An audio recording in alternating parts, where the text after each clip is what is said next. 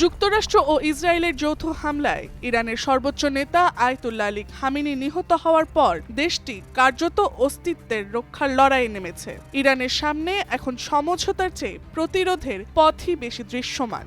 যদিও দেশটির নতুন সর্বোচ্চ নেতৃত্ব বেছে নিয়েছে, তবুও চলমান যুদ্ধের নিয়ন্ত্রণ পুরোপুরি রাজনৈতিক নেতৃত্বের হাতে নেই। বাস্তবে এই সংঘাত অনেকটাই ইসলামী বিপ্লবী গার্ড বাহিনী এর কমান্ডোর কাঠামোর নেতৃত্বেই পরিচালিত হচ্ছে। বিশ্লেষকদের মতে যুদ্ধের নিয়ন্ত্রণ যদি রাজনীতিবিদদের হাতে থাকত, তাহলে কূটনৈতিক আলোচনার মাধ্যমে যুদ্ধবিরতির সম্ভাবনা তুলনামূলক বেশি থাকত। কিন্তু সামরিক বাহিনীর হাতে সংঘাতের নিয়ন্ত্রণ গেলে তারা নিজেদের অস্তিত্ব রক্ষার প্রশ্ন সামনে এনে লড়াই দীর্ঘায়িত করতে পারে, এমন আশঙ্কা থেকেই যায়। আরও একটি আশঙ্কা হলো আইআরজিসি একাধিক পৃথক কমান্ডো কাঠামোর মাধ্যমে যুদ্ধ পরিচালনা করছে। এতে একটি ইউনিট অন্য ইউনিটের লক্ষ্য বা পরিকল্পনা সম্পর্কে পূর্ণ ধারণা নাও রাখতে পারে। বিশেষজ্ঞদের মতে একক কেন্দ্রীয় কাঠামো থাকলে যুদ্ধবিরতি বা উত্তেজনা কমানোর সিদ্ধান্ত তুলনামূলক দ্রুত নেওয়া সম্ভব, কিন্তু বিচ্ছিন্ন কমান্ডো ব্যবস্থায় সংঘাত দীর্ঘস্থায়ী হওয়ার ঝুঁকি বাড়ে।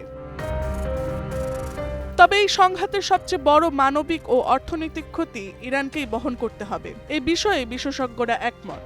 একই সঙ্গে তারা মনে করেন দীর্ঘস্থায়ী যুদ্ধ যুক্তরাষ্ট্র ও ইসরায়েলের জন্য রাজনৈতিক ও সামরিক ব্যয় বাড়িয়ে দিতে পারে।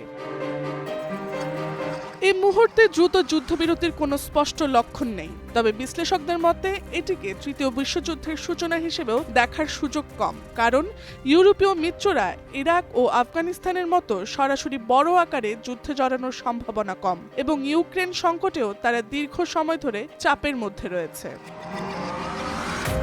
অন্যদিকে এই সংঘাত বৈশ্বিক অর্থনীতিতেও প্রভাব ফেলতে পারে। জ্বালানি বাজারে অস্থিরতা বাড়লে বাংলাদেশ সহ অনেক দেশেই দ্রব্যমূল্য বৃদ্ধি পেতে পারে বলে আশঙ্কা করা যাচ্ছে। বিশ্লেষকদের মতে মধ্যপ্রাচ্যের এই উত্তেজনা ভবিষ্যতে আরও ভূরাজনৈতিক প্রতিযোগিতার পথও খুলতে পারে।